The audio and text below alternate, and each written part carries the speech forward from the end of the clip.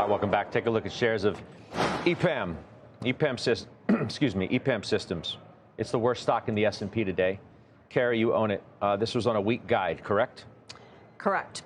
They had a decent quarter. They guided lower than expected organic growth, which was supposed to have been, I would say, high single digits. It's in the 3 to 5% range. And we see this as a software consultant that helps with integration of AI.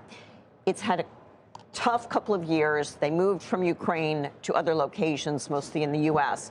Business is starting to be better. We see the signs of acceleration in bookings, and we like what we're hearing. It's just not happening fast enough. So this is a strong reaction. We believe that there is opportunity, and we would be buyers of it at this price. Okay. Wells would be buyers of Autodesk about a week ahead of their earnings, Joe. They're pretty excited about this name. Stock is not really in a very good place. I would call the momentum having a very strong yellow light. I think the U.S. construction industry here is the challenge.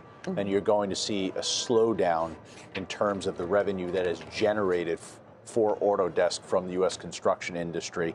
You're going to have to hear from them a degree of confidence that, in fact, is not what they believe will happen as we move forward. What about Axon? Overweight, Morgan Stanley today. They report next week as well. They're bullish on their durability of their growth rate. Look, this is a classic momentum name in the financial sector, public safety, technology. Ooh, look at that. Yeah, I traded to an all-time high just 2 days ago. It's down nearly 22% in the last several days. So you have to wait for earnings on this. But this falls into the basket of what we were talking about. I mentioned this at the top of the show. Yeah. It's a 10% down. It doesn't have the extreme valuation that some of the other names have had. It grows its revenue at 30%, so you're paying a premium for that growth. You want to make sure that what you hear from them next week confirms that the revenue growth remains consistent at above 30%.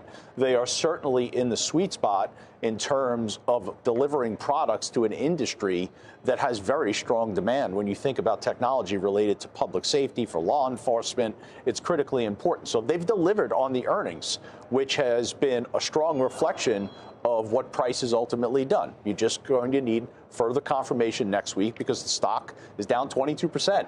Off its all-time intraday high from 2 days ago. Another stock that reports next week's Workday. Neutral is the call at Monness Crespi today. They're looking for growth to decelerate. Yeah, we added this name in the autumn last year, just ahead of the S&P inclusion.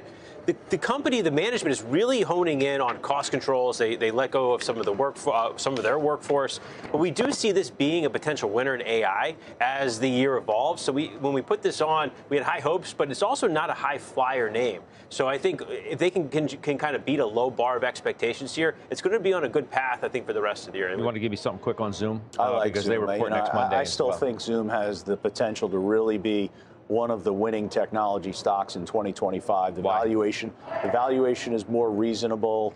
They've diversified the business model. And here again, by the way, we're talking about all these stocks that are reporting next week. I think they report on Monday.